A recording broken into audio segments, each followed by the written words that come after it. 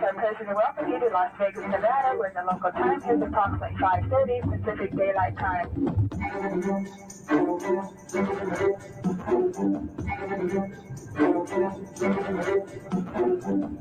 We'd like to ask for your own safety and comfort that you please remain seated until the airplane is parked at the gate and our captain has turned off the fasten seatbelt sign.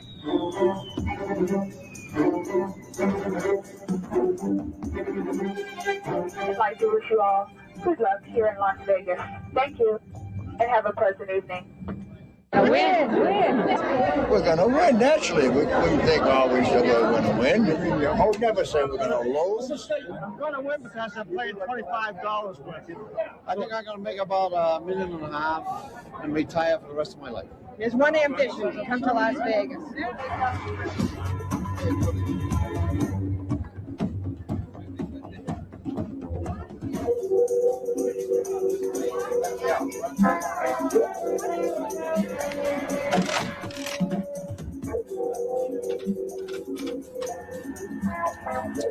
In case you haven't guessed, our program tonight is on Las Vegas. I'm George F. Will.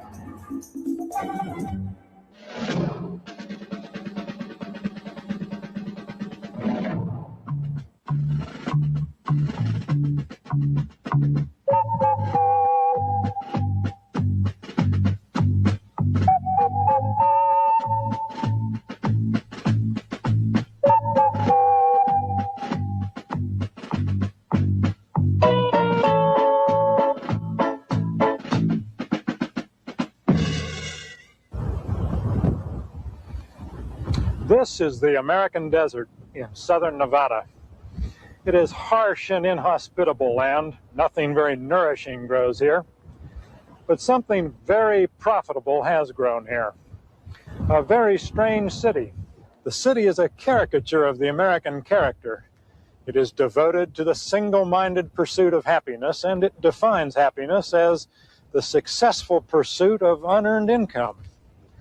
The city that has grown a few miles down the road from here is the gambling capital of America, the city of Las Vegas. I can't stop this feeling deep inside of me. Girl, you just don't realize what you do to me. When you hold me in your arms so tight, you let me know everything's alright. I'm hooked on a feeling. I'm high on believing that you're in love with me. Las Vegas was built in the desert and flourishes in the imagination. It was made possible by air conditioning, but is sustained by dreams. In some ways, it is the most American city. Constructed of neon and dollar bills, its architecture is a triumph of function over aesthetics. It is the American dream carried to its illogical conclusion, Horatio Alger on speed. But mostly, Vegas is a collection of contradictions. Plaster of Paris fountains mock the desert dryness. Clockless casinos measure time by turns of a roulette wheel, mounds of chips, and passes at the craps table.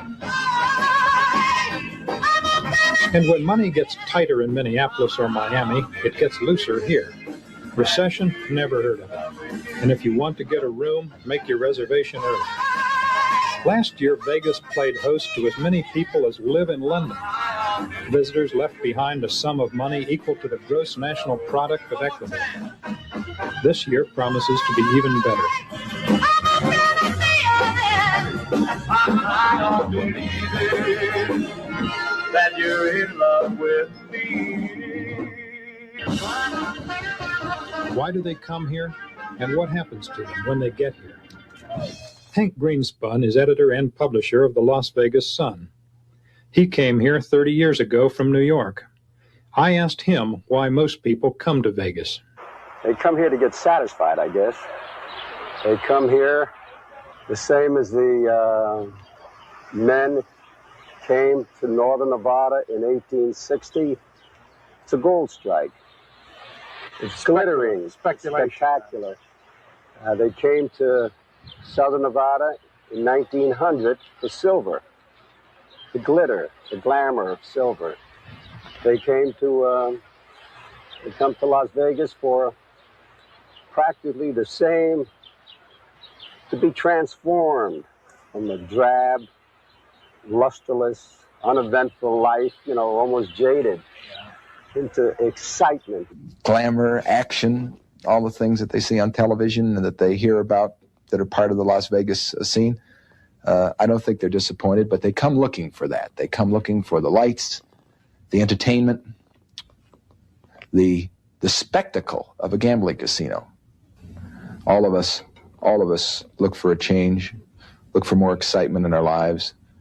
All of us want to break the monotony of an everyday existence. For a fella who's sitting in Des Moines and doing his job every day, it's a marvelous way to get away and take an excursion into a strange world that's weird and different and exciting and colorful. They see the signs, and when they get to Vegas, driving in from Salt Lake City or L.A. or Omaha or San Diego or San Francisco, they see the signs, the glitter, the garishness of these bizarre neon signs, and they go crazy. And they go, come on, let's go. I want to gamble. I want to swing all night. I got nickels. I got a Dixie cup. I got 2 clean pairs of pantyhose. This is going to be a biggie for me. I want to go to the motel. I want to have fun. We're going to eat the buffet. We're going to go downtown in front of the Golden Nugget and watch the bugs die.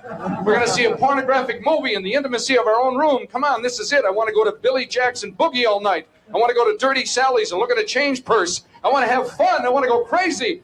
And then pretty soon it turns into a thing where they become, as we say, sort of amorous toward their mate. Then it becomes a sexual thing. They go, come on, I need to go to the room. This is important. I'm getting aroused. I feel sensuality. I want a hickey. I want a Q-tip in my ear. I want you to lick me between the toes. I want you to scratch me all over and do weird and overt acts to me. I love that. You get those women at home and they get in bed and they go. Yes, Vegas is the perfect place to try out a new wardrobe or a new personality. The men who come here, not necessarily alone, some of them come with their wives, but they all do make passes at the cocktail waitresses and offer to buy you a drink when you get off, ask us if we're interested, and we're not. All the time, we're not. But they can do it here without being embarrassed, it's not like being at home where everybody knows them. They're anonymous here.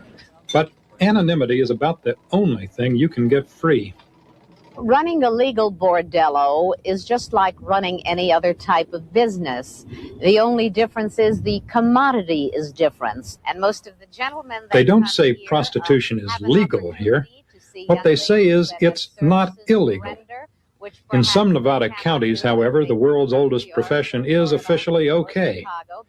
Beverly Harrell runs the Cottontail Ranch, a desert oasis about 2.5 hours from the Strip. From all over the world that come here, and it gives them a chance to relax and feel at home and not feel like they are being harassed in a town where prostitution is not legal. I think that most gentlemen that come to a legal bordello naturally are there for sex, but a great many gentlemen want someone to talk to. You know, they live their humdrum existence. Perhaps they've had a bad day at the office and they haven't gotten along well with their boss. Perhaps the children have been harassing them. Perhaps their wife has been unhappy. So we try to service them and perhaps make for happier marriages.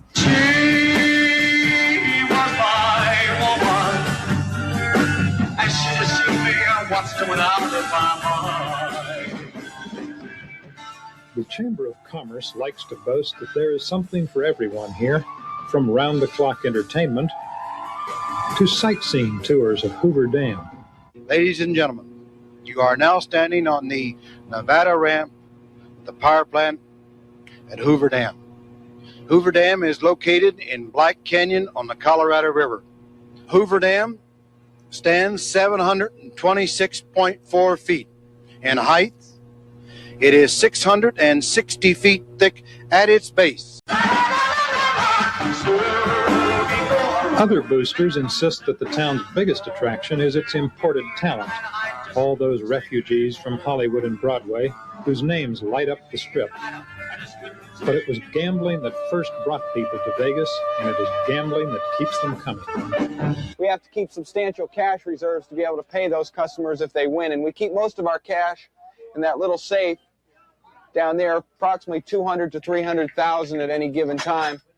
But just to have it ready and available, if we got a big winner come right up to the window, we keep substantial cash in this draw, this particular draw right here, which we call the upper vault. We've got 100,000 and $100 bills, 5,000 to each thing, and then in 20s we've got 10, 20, 30, 40, 50, 60, 70, about 80 to 90,000 in 20s and 30 to 40,000 in smaller bills.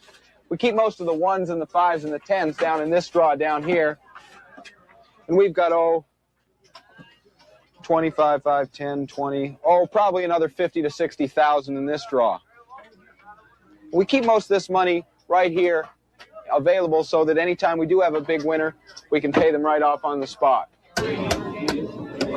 1, 2, 3, 4, 5, 6, 7, 8, 9, 10, 11, 12, 13, 14, 15, 16, 17, 18, 19, 20, 21, 22, 23, 25, 26, 27, 28, 29, 30, 31, 32, 33, 34, 35, 36, 37, 38, 39, 40, 42, 43, 44, 45, 46, 47, 48, 49, 5,000. Thank you.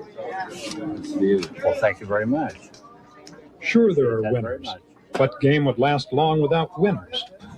Craps and blackjack offer the best odds. The house edge is less than 2%. But from roulette players, the house wins an average of 5.5 cents of every dollar gambled. Worst of all are the aptly named one-armed bandits, the slot machines. They keep up to 15% of the money shoved into them. The odds may vary, but the end result is the same. Most people lose most of the time, and yet they play and play and keep on playing. So I'm here trying to get some of my money back that I've lost for the last 15 years. I'm trying to win $1 million, that's all, which is not easy to do. I'll even settle for $10. Bloody awful. Rotten. Not winning. You expect to win? No, never win. Basically what happens is a couple times during the week, we pick up all the money that is the spillover from the slot machines. We weigh them, they go up into the hopper, which is a large vat, looks like a big ready mix, cement mixer type thing. They get fed out of there into the separate coin machines. They get rolled and they get stacked and they go right back out again. And it's a continuous cycle, it never changes. We never have to buy money for some reason. The amount of money that walks out of the casino comes right back into it. Any given week, the amount of money goes through here is approximately $200,000, which is, and mostly in nickels, of course. And nickels seems to be the favorite kind of a machine that people like to play. And nickels, again, we're dealing with, well, for example, $50,000 in nickels is a million nickels. And it's not uncommon, of course, to have 2 million nickels in a week's time drop, easy. 2 to 3 million, matter of fact. And just for reference, 1 million nickels laid edge to edge comes out to 10 miles. As far as losing money is concerned, they don't come here to lose. They come here with hope in their hearts. But don't they, most of these people are businessmen, and in their own daily lives, they rationally calculate the odds. And don't they know when they get on the plane in Columbus, Ohio, or wherever they're coming from, that, in fact, the house wins in Las Vegas? They know it, but same thing with the lame and the halt. They heard about a miracle somewheres, and they came from all over on crutches, in wheelchairs, hoping against hope. Some of them threw away their crutches. We know what happened to them. But people will flock to a miracle. They'll flock to a wondrous event. There's something about gambling that's so inherent in a person that you just can't tear it out of them. The founding fathers that said so right there. They gamble their lives, their fortune, and their sacred honor. When you buy stocks in Wall Street, and I know Wall Street's going to raise Cain, but you want to better that stock you're purchasing to such a degree, you're not looking for the dividend, you're looking for the speculative area, aren't you? So you're saying Las Vegas is as American as Thomas Jefferson and Wall Street? Evidently. As American as Wall Street, and with a hierarchy no less pronounced.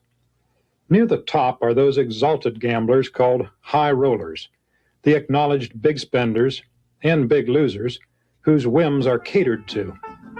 They can get tickets to sold-out shows. They can play a round of golf with a boyhood hero, like Joe DiMaggio. Where have you gone, Joe DiMaggio? Our nation turns its lonely eyes to you.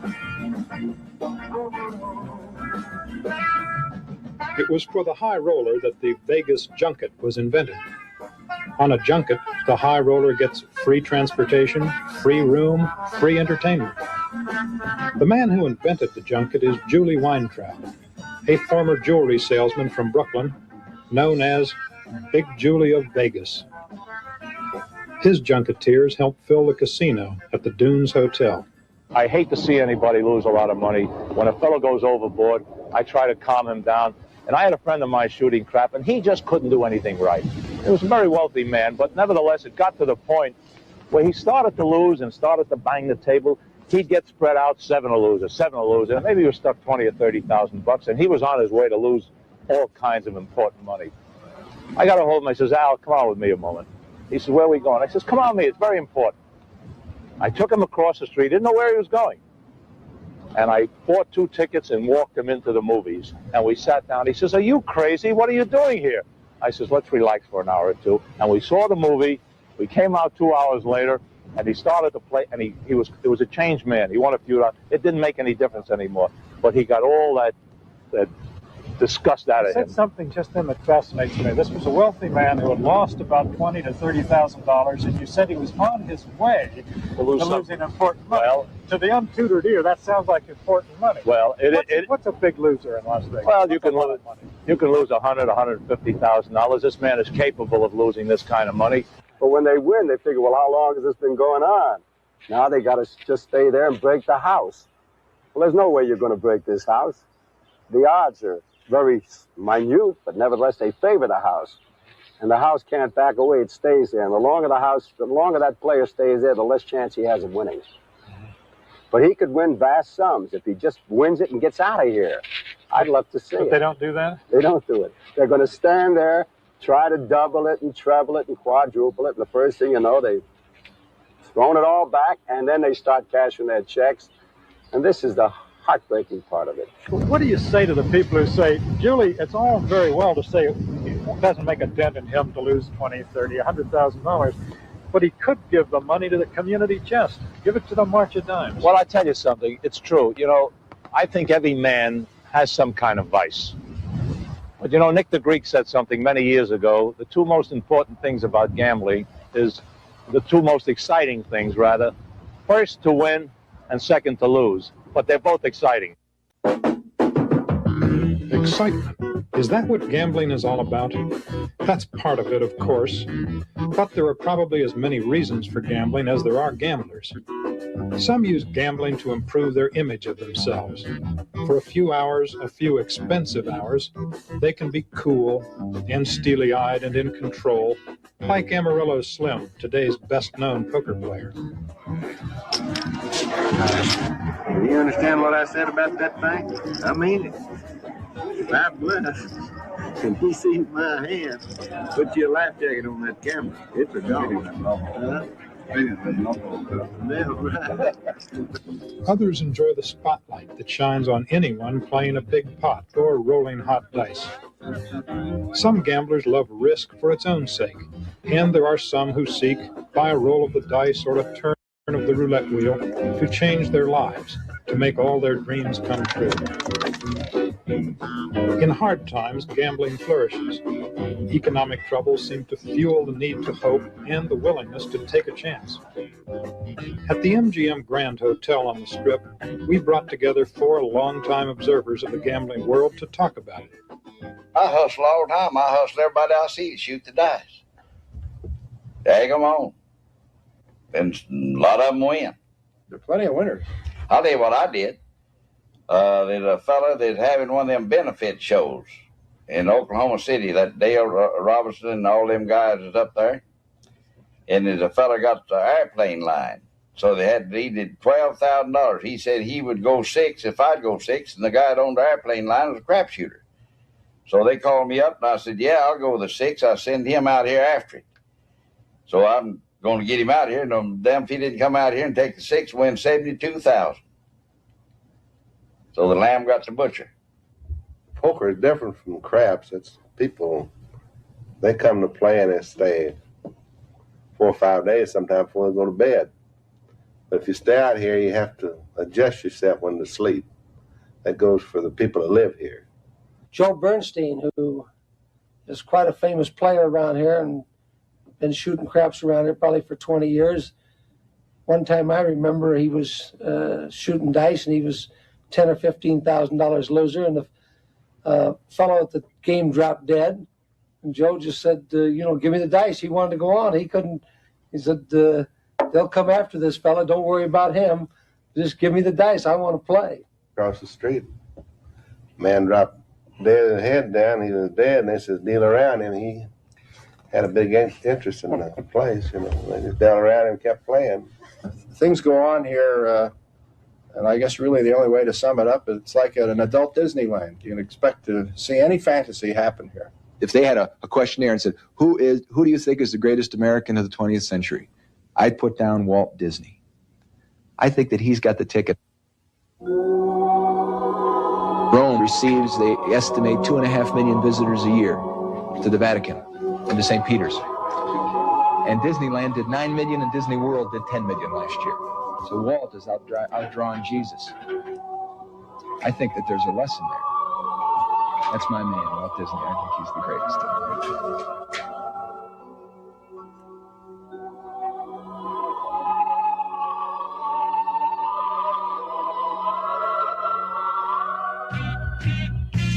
In Las Vegas, they refer to gambling as the gaming industry.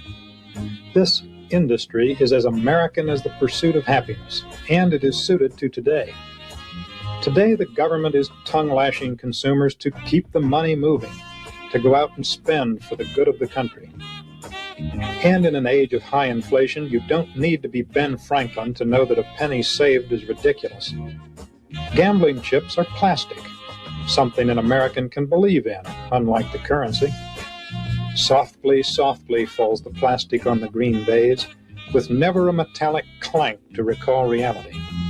Finally, in its plastic, manicured sheen, Las Vegas represents a kind of gateway, a fresh chance, a new start for those who come here to work as well as play. The Las Vegas School of Dealing prepares you for a lifetime job as a dealer in Las Vegas. You'll spend anywhere from 4 to 6 weeks here, 2 to 4 weeks in an actual casino dealing to live action, and then you'll try to go out, or with the help of the school, find yourself a job. The first couple of weeks in this school is very tedious and very boring. The first day, you learn nothing but how to shuffle, and shuffling is very simple once you learn how to do it. I had been working with a band, a sound man, for 2 years. The band wasn't doing as well as I thought they should have been doing, so I thought I'd come out here and give this a try. I'm going to school of dealing because I wasn't making any money before. Once I learned this, I'm going to go and hit the casinos, I guess. Make more money. Why do I want to be a dealer? Enjoy the public contact. Money. Still others come to change their lives in other ways. Las Vegas wedding chapels, offering short-order matrimony, are still popular with those who want to acquire partners with minimal fuss. Now, by virtue of the authority vested in me as a minister of the gospel by the laws of the state of Nevada, I now pronounce that you're lawfully wed, husband and wife. You seal this covenant with a kiss. Well, you nearly beat me there. You do better than that. It's a pleasure. Congratulations now, Bill. Mr. Zioli, much advanced. You can remain in the chapel while I'm pretty sure.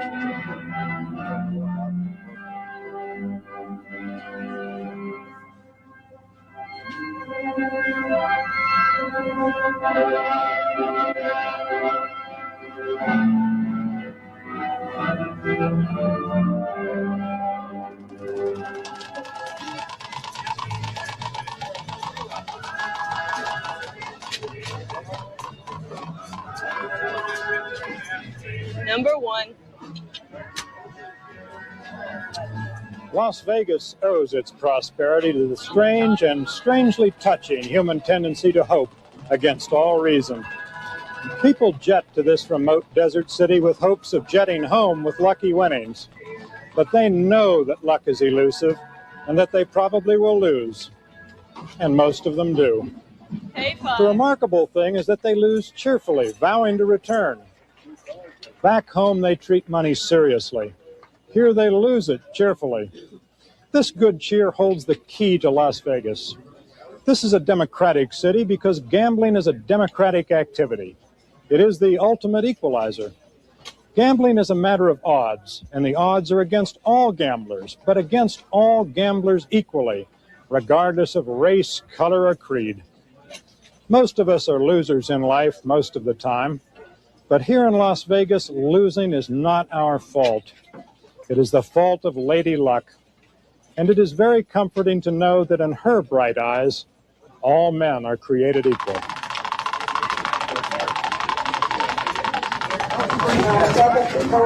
It's nice to be able to throw away a little money once in a while instead of worrying about it.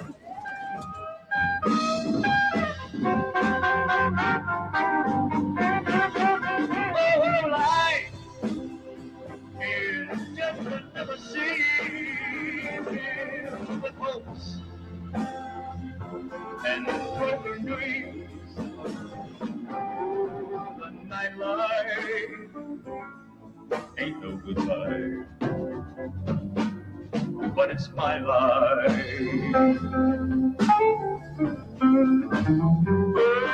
Oh, listen to the blues they're playing.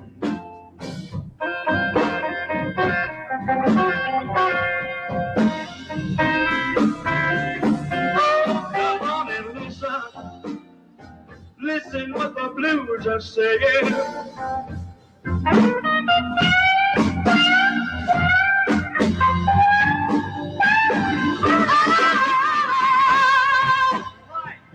It's just another scene filled with hopes and broken dreams. The nightlife.